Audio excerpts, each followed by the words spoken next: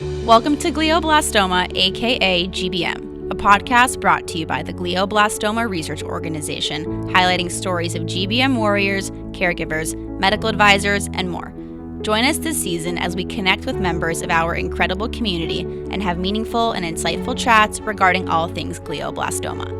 Please note that any information provided on the show is not meant to treat, diagnose, or prevent any disease, and all information that is discussed in our conversation is what worked for the individual themselves and should not be taken as advice. The information provided on this show is not a substitute for professional medical advice, and you should contact your medical provider and healthcare team with any questions. Dr. Vidya Gopalakrishnan, thank you so much for joining me on this episode of Glioblastoma AKA GBM. I am so excited to be here with you today. You are one of our esteemed medical advisory board members, and it's so nice to finally meet you in person. It's good to meet you, and thank you for having me.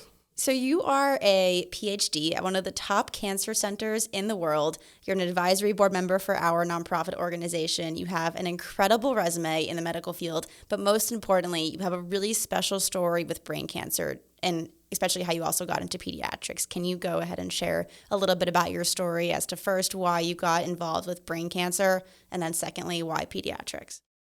Absolutely. First, it's an honor to be at MD Anderson Cancer Center. As far as my advent into brain cancer, some of it is personal and personal circumstances, and secondly, perhaps serendipity. I lost a couple of my family members to neural cancers, one of them to brain cancer. I know firsthand what it is to take care of someone with brain cancer. And also, both from the patient end as well as from the caregiver's perspective, it's a hard road. And so I want to do my bit to make a difference over there.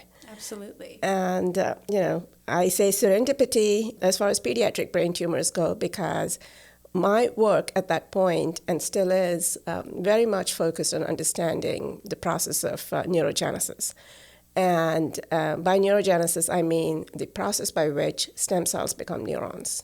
And neurons are these specialized cells in your brain, very much like the wires that carry electricity. These help with communication in the brain. It turns out that one of the most common malignant pediatric brain tumors, medulloblastoma, is a tumor in which neurogenesis is affected. So it made perfect sense for me to understand how medulloblastoma is formed, and from there take a step back and perhaps understand what's the normal process. And so by doing this, I believed that I could understand what steps have gone wrong in the process of tumorigenesis, and then go on to identify druggable targets, if you will. Other aspect of my work involves meeting with patients and their families. And when you talk to them, you realize how much they value your work, how important it is to them, and how it's very much, very, very important, incumbent upon us to help them. And in many ways, I feel we owe it to them. So here I am. What is that like for you connecting with patients and families one-on-one? It's incredibly personal in many ways. You meet them and you realize how much this work means to them, how much this is, they rely on you or on you to kind of take the next steps. Mm-hmm. And that is a serious responsibility. You feel an enormous sense of responsibility. They fight the hard fight. They are at the forefront of this fight. Mm-hmm. And the least we can do is help them along. Absolutely. And so there are many different tumors that range from pediatric all the way to adults. In layman's term, can you explain maybe a few of the very common ones in pediatrics versus the ones like glioblastoma, which are more prevalent in adults? Cancer is a disease when a cell divides uncontrollably. It may have mutations. Essentially, it's a process that's deregulated, right? So, as you said, brain cancers can occur in children. It can occur in adults. The most frequent brain tumor in adults is glioblastoma multiforme, by far the most malignant one as well. In children, you have a variety of different tumors, and that depends on which cell type it arises from. So if the neurons, you have astrocytes, you have oligodendrocytes, and a whole series of cells. And so if you have tumors that come out of, that arise from neurons, for example, they're neuronal cancers. Medulloblastoma would be an example of those. Astrocytes, now again, it is the largest cell type in the brain, and it's sort of a nerve cell, if you will. And in adults, these give rise to astrocytomas, GBM, which is a grade 4 astrocytoma. In pediatrics, you have the pilocytic astrocytoma, which is grade 1. You have the diffuse astrocytoma, which is grade 2, anaplastic astrocytoma, which is grade 3, and GBMs, which are grade 4. You have the oligodendrocytes, which wrap themselves around the nerve processes, neuronal processes, very much like the insulation around a copper wire, right? These tumors are called oligodendroglioma. DIPG is an example of a tumor that arises from oligodendrocytes. Then ependymomas are cancers that can occur both in children and adults. Ependymomas arise from cells called ependymal cells. These are involved in CSF transport, cerebrospinal fluid transport. And then you have the rarer tumors, such as the choroid plexus cancers. Again, choroid plexus is the cell in which CSF is made. You have other embryonal tumors like ATRT, and so on and so forth. So then you go on to, you have these very, very rare tumors. Mm-hmm. In general, pediatric cancers tend to be infratentorial, which means they occur in the hindbrain. Adult tumors like GBM occur in the forebrain, which is the frontal lobes. Is there a reason why? I think it's got more to do with development, and infratentorial region is the one that's more actively dividing in children. And so then when you have an active state of division of cells, you increase the chances of accumulating a tumorigenic event. The goal of your research is to understand how pediatric brain tumors develop and how to translate the information for therapeutic purposes. Are there any signs or markers that have pointed in the direction of finding an answer yet? Let me take medulloblastoma as an example. Okay, so medulloblastoma, mutations are found in medulloblastomas. By far, many of the pediatric brain cancers have their origins in developmental processes that have gone wrong. And development, by definition, involves a whole host of epigenetic events. So what do we mean by epigenetics? So if you think of our DNA, all of us have the same structure. It's about 2 meters long. It consists of 4 different bases that are combined in various combinations. It's the same thing, right? But this 2 meters long piece of, if you will, like a thread, has to be packed into a nucleus of the cell, which is about 10 microns. And that's 1/1,000,000th the size of the actual size of the DNA. So how do you package that? So if you can imagine, that's done by winding DNA around proteins called histones. This process is highly regulated. It's wound, so when you wind DNA around histones, you end up with a bead, bead on a string structure. This can now fit into the nucleus. But it also means that when the DNA is replicated, or the DNA has to be expressed, the gene has to be expressed from that region has to be opened up, and it has to be packaged back again. In cancers like medulloblastoma, that process goes wrong. Now, if we understand what that process is, we can begin to understand what has gone wrong, how can that be fixed. So, for example, in our own case, we found that there's a master regulator of neurogenesis in medulloblastoma called REST, spelled R-E-S-T. It's an acronym for the RE1 silencing transcription factor. What we found is that anytime you have REST in medulloblastoma, especially in the certain subsets of medulloblastoma, those patients tend to have metastasis. One could, although this, when you use the term biomarker, it has to be, especially in the clinical sense, there is a more formal connotation to it. So I'm going to use biomarker in a looser sense. So REST, for example, if REST is expressed, that could be an indication that this tumor may be metastatic. And that's the way we've modeled it in mice, and we show that that indeed is the case. So can we target REST? REST is associated with a number of other druggable cofactors, if you will. It's associated with those. It binds to DNA, but it's associated with those. Those can be targeted. There are drugs out there that you can target. Now, we need to make sure it's specific. Once we learn that rest is a problem in medulloblastoma, we can then begin to target any pediatric brain tumor where rest has a role to play. ATRTs and DIPGs, we do know that rest plays a role there. Mm-hmm. So one could then begin to look at pathways that rest deregulates. One can begin to see if immunotherapy might work in the context of rest, and so on and so forth. So it's then a matter of you do drug screens and see what are the drugs that might work in the context of having disturbed rest expression. That's so interesting. I know, so your lab primarily focuses on medulloblastoma and DIPG. Do those have any similarities to glioblastoma? Medulloblastomas, yes and no, the short answer, right? Medulloblastomas are neuronal cells. DIPG, they arise from neuronal cells. And DIPGs arise from oligodendroglial cells.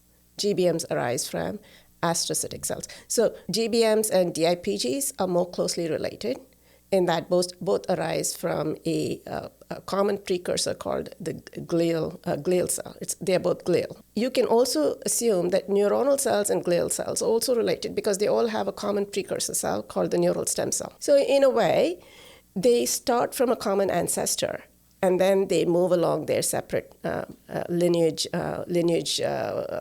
pathways, if you will. Mm-hmm. Okay, so in that sense, they do have some commonalities, but they're also distinct entities, which is why you end up having different kinds of cancers. The scientific field is, in general, beginning to realize that the cancer cell is not a separate entity.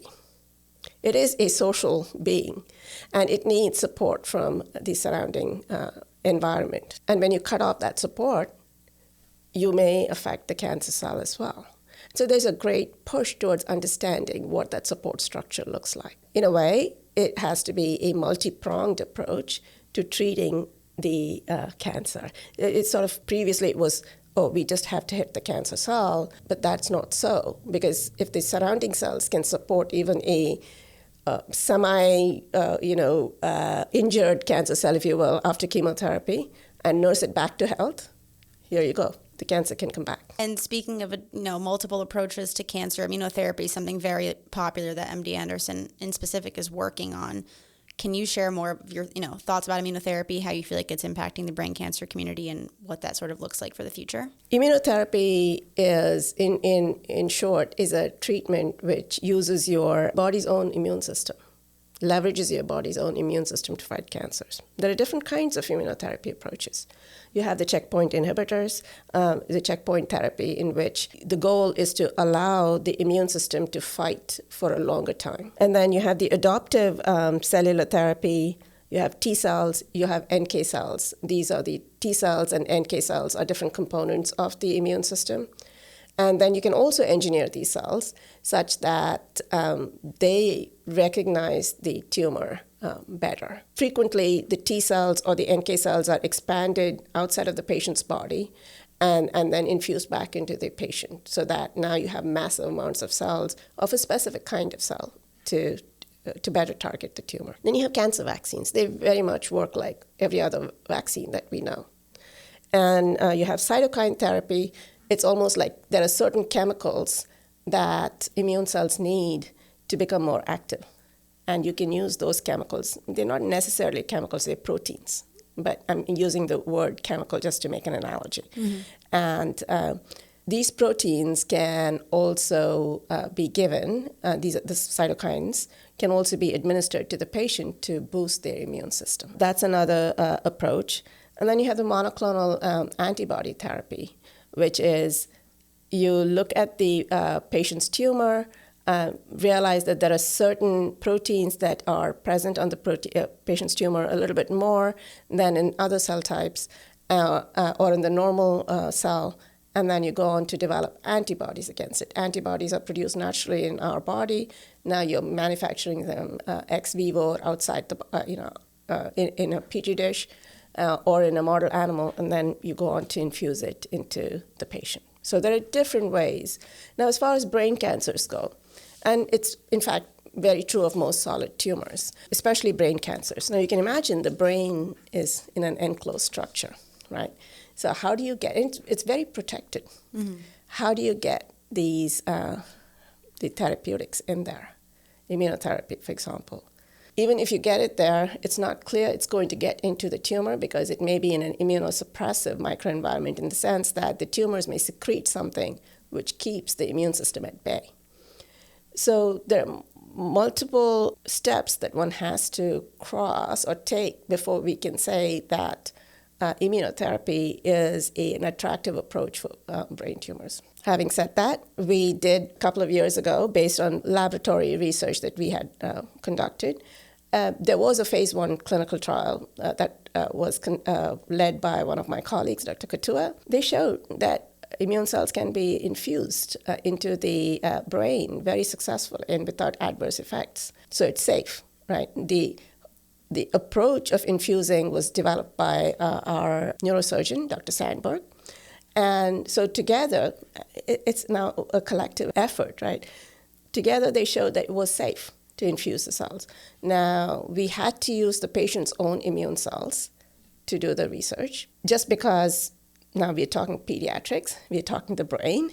You can't have what's called an inflammatory GVHD or graft versus host reaction if you do use an unrelated donor, or you might end up triggering something like that in the brain. You don't want an inflammatory response in the brain. And so we, especially because it was peds, we had to do it as in the context of an autologous setting, which means we had to take blood from the patient, expand the patient's own immune cells, and put it back.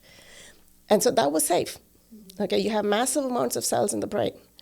And now, immune cells in the brain, infusing that massive amount of cells did not cause an inflammatory reaction. It did not cause an adverse effect because there are cytokines that are being released as well. And all of that did not result in an adverse effect. We do have to take it into, that was a phase 1 trial.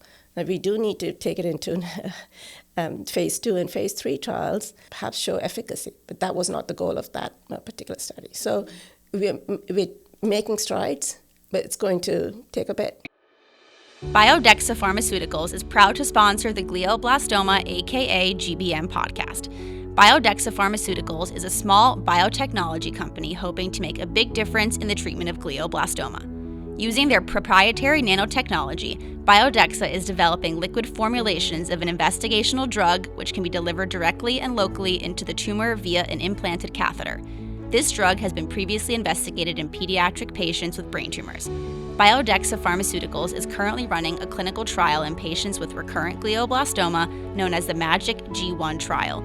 To find out more about the MAGIC trial, visit magictrials.com. Imagine waking up from brain tumor removal surgery knowing that your radiation treatment is already underway. That's how gamma-tile therapy works. At the end of brain tumor removal surgery, the neurosurgeon implants the gamma tiles where the tumor is most likely to return. So instead of waiting to start daily standard radiation treatments that go for weeks, you get a head start against tumor cells and get back to your life sooner. For operable brain tumors of all types, including glioblastomas, brain metastases, meningiomas, gamma-tile therapy is a one-time, targeted radiation treatment with fewer side effects and far less chance of hair loss than external radiation. Gamma-tile therapy is tough on tumors and easier on patients and caregivers. Learn more at gammatile.com. Gamma-tile therapy is an FDA-cleared radiation therapy for patients with newly diagnosed malignant brain tumors and recurrent brain tumors. Novacure is pleased to support the Glioblastoma AKA GBM podcast. Novacure strives to extend survival in some of the most aggressive forms of cancer through the development and commercialization of their innovative therapy called Tumor Treating Fields. Novacure partners with the Glioblastoma Research Organization to work together on behalf of patients and their loved ones impacted by GBM. To learn more, visit novacure.com. Rune was built by a team of patients, caregivers, and medical experts, consisting of neurosurgeons, neuro-oncologists, psycho-oncologists, radiation oncologists, nurse practitioners, and social workers who have devoted their lives to treating and helping glioblastoma patients. For anyone navigating GBM, Rune offers a wealth of medically vetted, digestible video answers to common questions. Answers are organized into major topics ranging from surgery to radiation to caregiver mental health. Check it out at rune.com.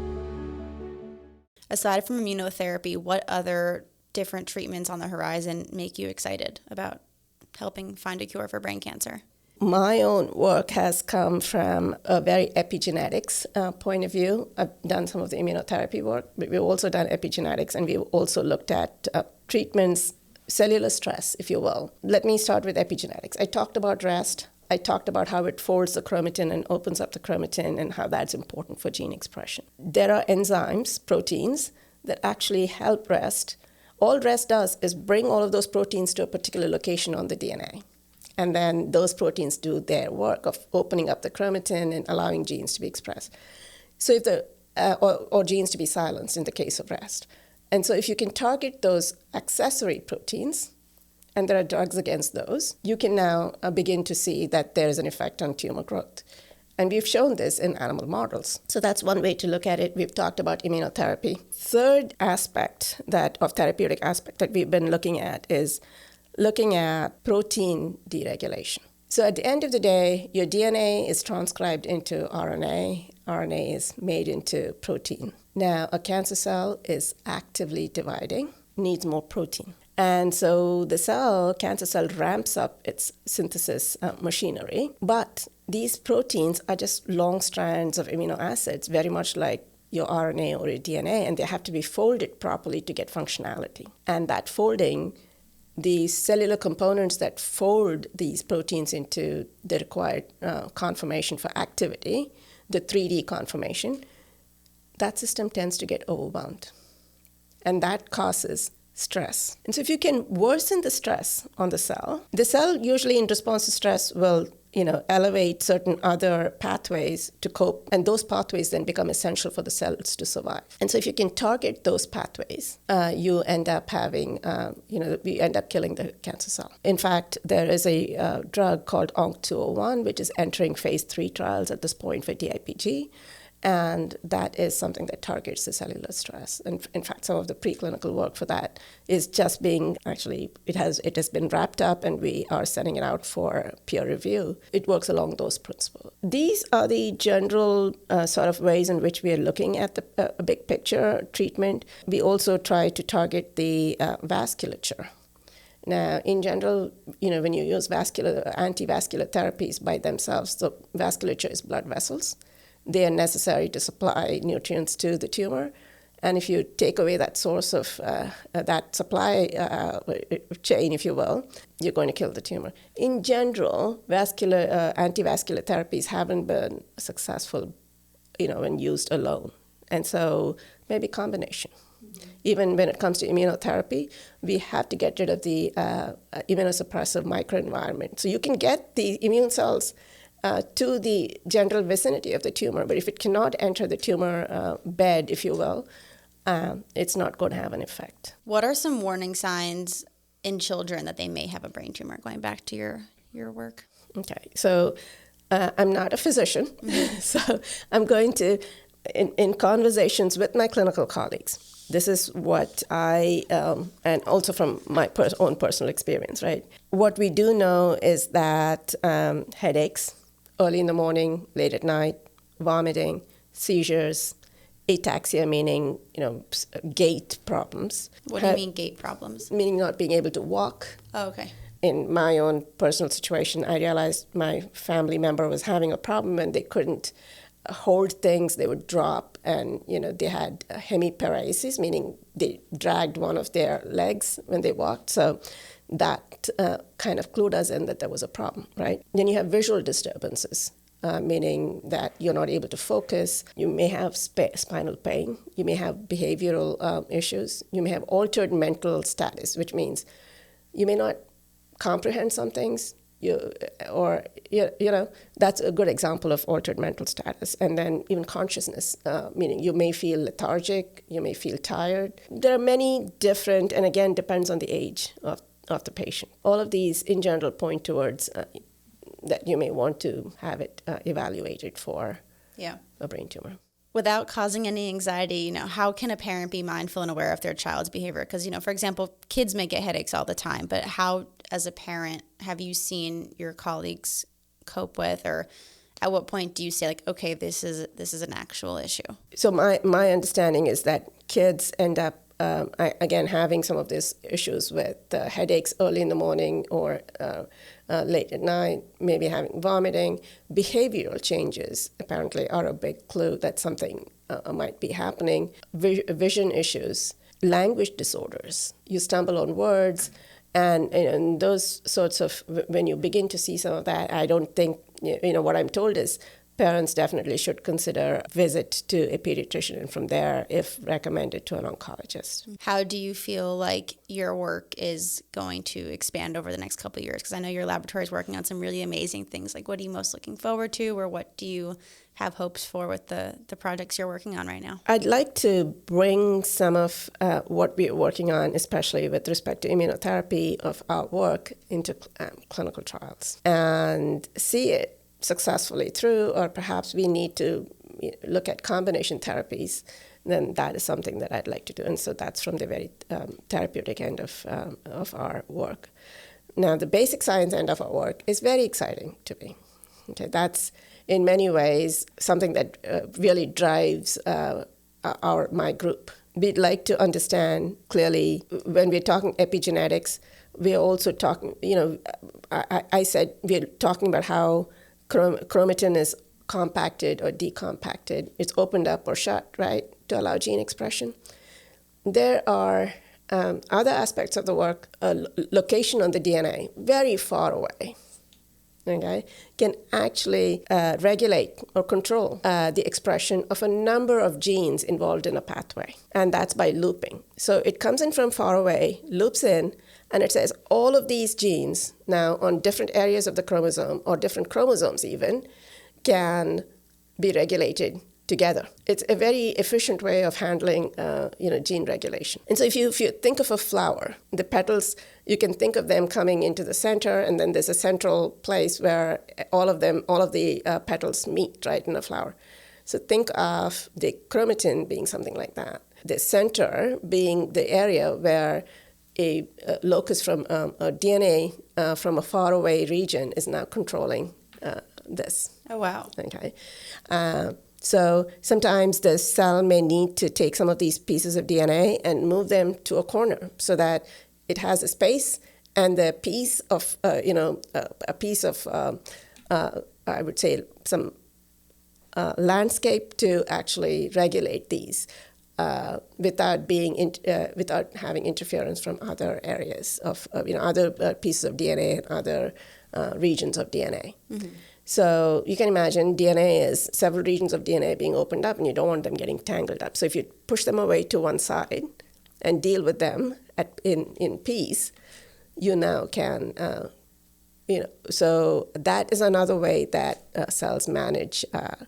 So these are things that we want to understand in pediatric brain tumors. It's not well studied. Mm-hmm. So that's something that we also want to understand, how the neighboring cells support these cancers. During neurogenesis, you have, just during normal brain development, a lot of these cells, as they differentiate and become different, undergo specification into different cell types, they support each other to mature. We want to understand how that happens in a normal situation, and then see what has gone wrong in the brain tumor. We're trying to understand the tumor support structure as well.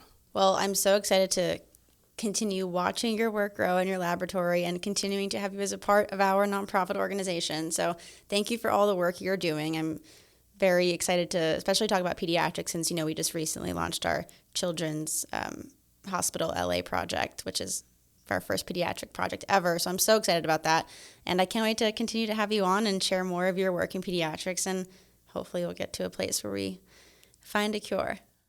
Absolutely. And thank you so much for having me here and for the opportunity to share some of our work with you. I'm very excited to be part of your organization. I'm so excited to have you. It's been so much fun. I remember we had a Zoom over a year ago at this point, and I was like, she is awesome, and I can't wait to work together. So I'm just so excited about everything, Me too. Awesome. Well, thank you again, and Thank you. Thank you. That's it for this week's show. Thank you so much for tuning in again to another episode of Glioblastoma AKA GBM. To get in touch with our organization, visit us online at gbmresearch.org or visit us on Instagram or Facebook at Glioblastoma Research. Visit us on Twitter at glioblastoma.org or visit us on LinkedIn at Glioblastoma Research Organization. To make a donation to the organization, which is fully tax deductible, visit us online at gbmresearch.org, where you can designate your donation in honor of someone or find other methods that you can make a donation with. Thank you again for supporting us, for supporting the show, and we'll see you next week. Welcome back to another Deep Dive with Staff Strong. Today, let's talk about this episode with Dr. Vidya Gopalakrishnan. What were your thoughts? Yeah, I think anytime you get deep into the science of brain tumors, of brain cancers, even as someone who for 5 years has been running a nonprofit, I learn things, right? And I'm reminded why it's so difficult for organizations like ourselves and patients and families fighting this to get to that, moment, right? We're always talking about the silver bullet, and obviously we largely support GBM, your organization, completely, but the difficulty is that that's the primary adult, right? There's mutations within that. It's multiform for a reason. Then you move outside of it, even outside of brain cancers, there's multiple tumors, there's pediatrics, there's adult, right? And so you're entering this space that's so dense by itself, and even past that, it's such a difficult disease just as a tumor, let alone all the classifications that come with that. Right. I really liked how she also mentioned, herself as a researcher, her main work is in DIPG. Mm-hmm. And I think that's really important to talk about because even more so than glioblastoma, DIPG is much more less talked about, especially, it's like the main tumor in pediatrics. And I really like how this episode not only brings to light like facts about glioblastoma, but it also does talk a lot about like DIPG and different types of pediatric brain tumors. Because again, like you said perfectly, we've been doing this for 5 years, and I learn something every single time. Yeah. And I think it's really fun to be able to continue learning this because it's not something that's so commonly learned about. So I feel like, especially through this podcast episode, it's extremely informative, and I'm excited for everyone to kind of hear more about stuff that, you and I are kind of dealing with on a daily basis. Yeah, and that's a great point on DIPG, right? And another, interesting part as she was talking that I kind of jumped into is sometimes we have families come to us and their kid, right, 20s, is kind of between this pediatric adult world and kind of the care that goes within that. So you take a step to what she talked to during the episode, and then you put yourself in the shoes of families that are going through this, right? And all of a sudden you're between these stages of a classification, right? And I know one family that I've gotten to know very well, and she started as pediatrics and then became adult, right? And is living in this world where then you're transferring teams and you're moving parts of the hospital, right? It becomes a difficulty within an already incredibly difficult scenario. And I think it's really important to remember and take a step back in our shoes, right? As founders and CEOs of our respective organizations, to realize brain cancer is not singular, right? Mm-hmm. We knew that, but there's so many facets of this disease that make it so difficult, and families and mothers and fathers for their children, especially when you talk about DIPG, are trying to do everything they can to get more tomorrows with their loved ones. Right. And I'm really excited for this episode so people kind of hear more about all these different types of cancers and to kind of continue bringing that much needed awareness to what we're all trying to do, right? Couldn't agree more. Yeah, well, thank you guys again for joining us on another episode of Deep Dive with Staff Strong.